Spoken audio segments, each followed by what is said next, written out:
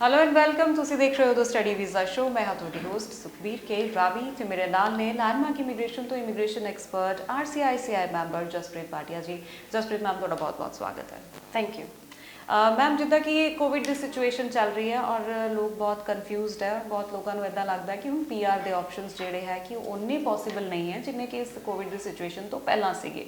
ਸੋ ਇੱਦਾਂ ਦੇ ਲੋਕਾਂ ਦੀ ਕਨਫਿਊਜ਼ਨ ਨੂੰ ਕੱਟ ਕਰਨ ਵਾਸਤੇ ਮੈਂ ਚਾਹੁੰਦੀ ਹਾਂ ਤੁਸੀਂ ਥੋੜਾ PR ਬਾਰੇ ਇਲੈਬੋਰੇਟਲੀ ਇਨਫੋਰਮੇਸ਼ਨ ਦਿਓ।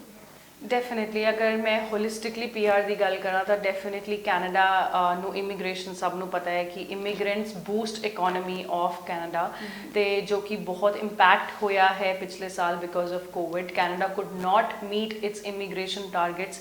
ਸਿਰਫ 40% ਹੀ ਲੋਕ ਕੈਨੇਡਾ ਦੇ ਵਿੱਚ ਐਜ਼ ਇਮੀਗ੍ਰੈਂਟਸ ਆ ਪਾਏ ਨੇ ਪਿਛਲੇ ਸਾਲ ਐਂਡ ਅਸੀਂ ਇਮੀਗ੍ਰੈਂਟਸ ਹੀ ਹਾਂ ਕੈਨੇਡਾ ਦੇ ਵਿੱਚ ਜਿਹੜੇ ਕਿ ਇਕੋਨਮੀ ਨੂੰ ਕੈਨੇਡਾ ਦੀ ਬਹੁਤ ਬੂਸਟ ਕਰਦੇ ਆ, ਜੋ ਕਿ ਬਹੁਤ ਇੰਪੈਕਟ ਹੋਇਆ ਕੋਵਿਡ ਦੇ ਚੱਕਰ 'ਚ। ਆਈ ਅੰਡਰਸਟੈਂਡ ਜਿਹੜੇ ਪੀਪਲ ਆਊਟਸਾਈਡ ਕੈਨੇਡਾ ਨੇ ਉਹ ਅਗਰ ਆਪਾਂ ਗੱਲ ਕਰੀਏ ਐਕਸਪ੍ਰੈਸ ਐਂਟਰੀ ਦਾ ਡਰਾਅ ਨਿਕਲਦਾ ਹੈ ਹਰ 15 ਦਿਨ ਦੇ ਵਿੱਚ normal situations, but due to COVID there has been no draw which is been conducted for people outside Canada ਤੇ ਉਹ ਬਹੁਤ ਜ਼ਿਆਦਾ ਸਟ੍ਰੈਸਡ ਨੇ ਕਿ ਕੀ ਫਿਊਚਰ ਹੋਏਗਾ ਉਹਨਾਂ ਦਾ to migrate to Canada as permanent residents. ਮੈਂ ਸਭ ਤੋਂ ਪਹਿਲਾਂ ਤੁਹਾਨੂੰ ਪੋਜ਼ੀਟਿਵ ਨਿਊਜ਼ ਇਹ ਦੇਵਾਂਗੀ ਕਿ ਜਦੋਂ ਦਾ ਕੋਵਿਡ ਹੋਇਆ ਸਿਰਫ ਇੰਟਰਨੈਸ਼ਨਲ ਸਟੂਡੈਂਟਸ ਤੇ ਪਰਮਾਨੈਂਟ ਰੈਜ਼ੀਡੈਂਟਸ ਲਈ ਮੇਰੇ ਖਿਆਲ ਨਾਲ ਸਭ ਤੋਂ ਅੱਛੀਆਂ ਨਿਊਜ਼ ਨਿਕਲ ਕੇ ਆਈਆਂ। International for example international student ਜਿਹੜਾ ਕੈਨੇਡਾ ਦੇ ਵਿੱਚ ਹੈਗਾ ਉਹਦੇ ਲਈ post graduate work permit first time life time 'ਚ ਪਹਿਲੀ ਵਾਰੀ ਇਹੋ ਜਿਹੀ ਚੀਜ਼ ਹੋਈ ਕਿ ਉਹਦੀ ਐਕਸਟੈਂਸ਼ਨ ਉਹਨਾਂ ਨੇ ਅਲਾਉ ਕਰਤੀ ਕਿ ਤੁਸੀਂ ਆਪਣੇ ਵਰਕ ਪਰਮਿਟ ਐਕਸਟੈਂਡ ਕਰ ਸਕਦੇ ਹੋ, ਜੋ ਕਿ it's a one time opportunity given to international student ਤਾਂ ਕਿ ਉਹ ਆਪਣੇ PR ਪਾਥਵੇਜ਼ ਅੱਗੇ ਐਕਸਪਲੋਰ ਕਰ ਸਕਣ। ਸੈਕੰਡ ਆਪਸ਼ਨ ਕੈਨੇਡਾ ਨੇ ਹੁਣੇ ਜਨਵਰੀ 'ਚ ਦਿੱਤੀ ਜਿਹੜੀ ਸੀ ਕਿ ਤੁਸੀਂ ਨਵੇਂ PR ਪਾਥਵੇ ਉਹਨਾਂ ਨੇ ਓਪਨ ਕਰਤੇ। ਫॉर ਐਗਜ਼ਾਮਪਲ ਓਨਟੇਰੀਓ PNP ਦੇ ਓਪਨ ਕਰਤੇ ਪਾਥਵੇ। ਇਹ ਮੈਂ ਤੁਹਾਨੂੰ ਇਸ ਕਰਕੇ ਦੱਸ ਰਹੀ ਹਾਂ ਤਾਂ ਕਿ ਜਿਹੜੇ ਲੋਕੀ ਇੰਡੀਆ ਤੋਂ ਕੈਨੇਡਾ ਤੋਂ ਬਾਹਰ ਬੈਠੇ ਆ ਆਪਣੀ PR ਲਗਾਉਣਾ ਚਾਹੁੰਦੇ ਆ ਕੈਨੇਡਾ ਲਈ ਉਹ ਜ਼ਰੂਰ ਇਹਨੂੰ ਧਿਆਨ ਨਾਲ ਸੁਣਨ। You will join the dots as I ਸੇ।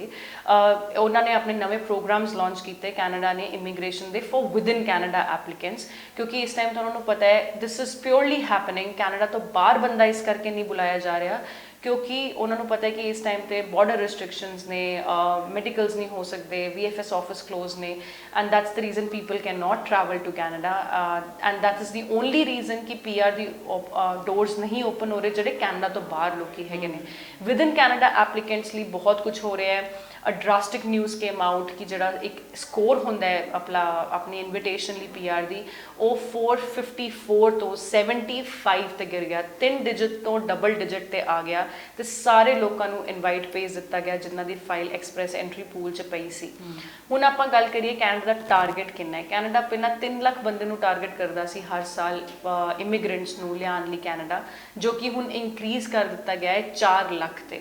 ਹਰ ਸਾਲ ਕੈਨੇਡਾ ਨੂੰ ਅਗਲੇ 3 ਸਾਲ ਤੱਕ 4 ਲੱਖ ਬੰਦਾ ਚਾਹੀਦਾ ਹੈ ਤੇ ਜੋ ਮੈਂ ਤੁਹਾਨੂੰ ਹੁਣੇ ਗੱਲਾਂ ਦੱਸੀਆਂ ਉਹ ਤੋਂ ਇਹੀ ਮੋਟੀਵੇਸ਼ਨ ਤੁਹਾਨੂੰ ਮਿਲਣੀ ਚਾਹੀਦੀ ਹੈ ਕਿ ਕੈਨੇਡਾ ਨੇ ਉਹ 4 ਲੱਖ ਬੰਦਾ ਵਿਦਨ ਕੈਨੇਡਾ ਉਹ ਟਾਰਗੇਟ ਮੀਟ ਨਹੀਂ ਕਰ ਸਕਦਾ। ਕੈਨੇਡਾ ਦੇ ਵਿੱਚ ਜਿੰਨੇ ਮਰਜ਼ੀ ਇਮੀਗ੍ਰੈਂਟਸ ਹੋਣ ਉਹ 1-1.5 ਲੱਖ ਬੰਦਾ ਸ਼ਾਇਦ ਵਿਦਨ ਕੈਨੇਡਾ PR ਕਰ ਲੇਗਾ, ਬਟ ਉਹਨਾਂ ਨੂੰ ਤੁਹਾਡੀ ਜ਼ਰੂਰਤ ਪੈਣੀ ਹੀ ਹੈ। ਆਊਟਸਾਈਡ ਕੈਨੇਡਾ ਜਿਹੜੇ ਲੋਕੀ ਹੈ ਉਹਨਾਂ ਨੂੰ PR ਦੇਣੀ ਹੀ ਪੈਣੀ ਹੈ। ਸਿਰਫ this is very time restricted because of Covid. ਇਹ ਬਹੁਤ ਲਿਮਿਟਡ ਟਾਈਮ ਲਈ ਇਹੋ ਜਿਹੀ ਸਿਚੁਏਸ਼ਨ ਹੈਗੀ ਹੈ। ਹੁਣ ਮੈਂ ਅਗਰ ਤੁਹਾਨੂੰ ਨੰਬਰਸ ਦੱਸਾਂ ਕਿ ਕਿੰਨੀਆਂ ਐਪਲੀਕੇਸ਼ਨਸ ਐਕਸਪ੍ਰੈਸ ਐਂਟਰੀ ਫਾਈਲ ਦੇ ਵਿੱਚ PR ਲਈ ਲੱਗੀਆਂ ਹੋਈਆਂ ਹੈ, only 1,66,000 files are currently in the pool। express entry pool 'ਚ ਸਿਰਫ 1,60,000 ਦੇ ਕਰੀਬ ਫਾਈਲ ਲੱਗੀ ਹੋਈ ਹੈ ਤੇ ਤੁਸੀਂ ਦੇਖ ਲਓ ਅਗਰ ਕੈਨੇਡਾ ਨੇ 4 ਲੱਖ ਬੰਦੇ ਨੂੰ ਇਨਵਾਈਟ ਕਰਨਾ ਹੈ, ਤੁਸੀਂ 1,60,000 ਬੰਦਾ ਹੈਗੇ ਹੋ ਜਿਹੜੇ ਇਸ ਟਾਈਮ ਤੇ ਪੂਲ 'ਚ ਹੈਗੇ ਹੋ। ਅਗਰ ਕੈਨੇਡਾ ਨੂੰ ਆਪਣੇ ਉਹ ਟਾਰਗੇਟਸ ਮੀਟ ਕਰਨੇ ਆ ਤਾਂ ਤੁਹਾਨੂੰ ਲੱਗਦਾ ਹੈ ਕਿ ਜਿਹੜਾ 469 ਦੇ score the cut of Canada ਇਸ ਟਾਈਮ ਤੇ ਲੈ ਕੇ ਬੈਠਾ ਹੈ क्या वो मेनटेन करेगा। We are highly speculating this कि अगर कैनेडा 75 ते स्कोर गिरा सकता है अपना विदन कैनेडा एप्लीकेंट्स लिए तो 27,000 बंदे को इनवाइट कर सकता है इकट्ठा। तो जोड़ा आउटसाइड कैनेडा एप्लीकेशन बंदा ला के बैठा है तो यू नैवर नो जो 469 स्कोर है 400 हो जाए, 420 हो जाए, 390 हो जाए। We are highly speculating this to happen by year end क्योंकि Canadian immigration right now is totally unpredictable and only doing good things options for people who are outside Canada and for the immigrants.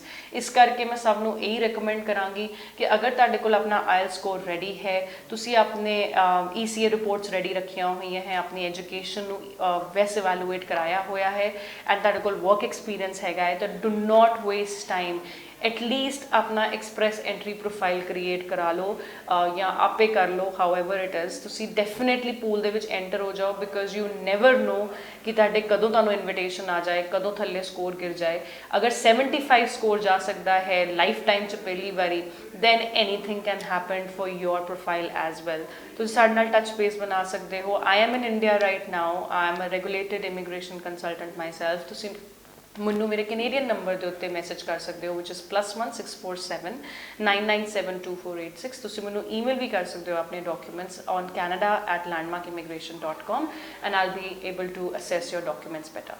ਜੀ ਬਿਲਕੁਲ। ਤੇ ਜਿਹਨੂੰ ਕਹਿੰਦੇ ਨਾ ma'am ਕਿ Covid ਤੋਂ ਬਾਅਦ ਸਿਚੁਏਸ਼ਨਸ ਬਹੁਤ ਬਦਲ ਰਹੀਆਂ ਤੇ ਇੱਧਰ ਜਿਹੜੇ ਇਮੀਗ੍ਰੈਂਟਸ ਉਹਨਾਂ ਦੇ ਲਈ ਸਿਚੁਏਸ਼ਨ ਪੋਜ਼ਿਟਿਵ ਤੇ ਪੋਜ਼ਿਟਿਵ ਹੋ ਰਹੀ ਹੈ, ਸਪੈਸ਼ਲੀ ਜਿਹੜੇ PR ਅਪਲਾਈ ਕਰਨਾ ਚਾਹੁੰਦੇ, ਕਿਉਂਕਿ ਜਿਸ ਤਰ੍ਹਾਂ ਜਸਪ੍ਰੀਤ ਜੀ ਨੇ ਦੱਸਿਆ ਕਿ ਸਕੋਰ ਇੰਨਾ ਜ਼ਿਆਦਾ ਡਾਊਨ ਗਿਰ ਗਿਆ ਹੈ ਕਿ ਐਕਸਪੈਕਟਡ ਹੀ ਨਹੀਂ ਸੀਗਾ। ਲਾਈਫ ਟਾਈਮ 'ਚ ਪਹਿਲੀ ਵਾਰ 75 ਸਕੋਰ ਵਾਲਿਆਂ ਨੂੰ ਵੀ ਜਿਹੜੇ ਇਨਵੀਟੇਸ਼ਨਸ ਹੈ ਉਹ ਭੇਜੇ ਜਾ ਰਹੇ ਨੇ। ਤੇ ਮੈਮ ਤੁਸੀਂ ਕਿਹਾ ਈਅਰ ਐਂਡ ਤੱਕ ਪੋਸੀਬਿਲਿਟੀਜ਼ ਹੈਗੀਆਂ ਨੇ, ਤੇ ਹੁਣ ਲੋਕ ਜਿਹੜੇ ਅਪਲਾਈ ਕਰਨਾ ਚਾਹੁੰਦੇ ਨੇ ਕਿ is this the right time to apply?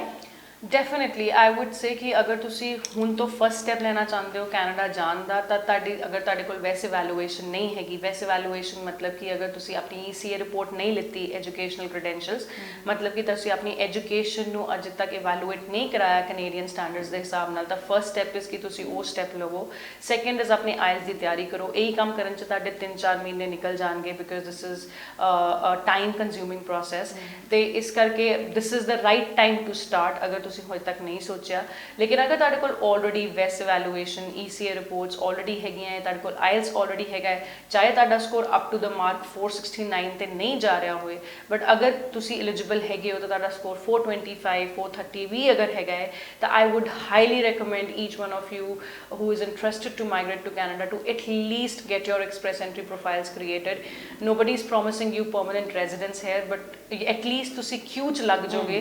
You never know ਕਿ when your doors open for permanent residence in Canada, ਤੁਸੀਂ any which ways India ਬੈਠੇ ਹੋ, you are not going to Canada।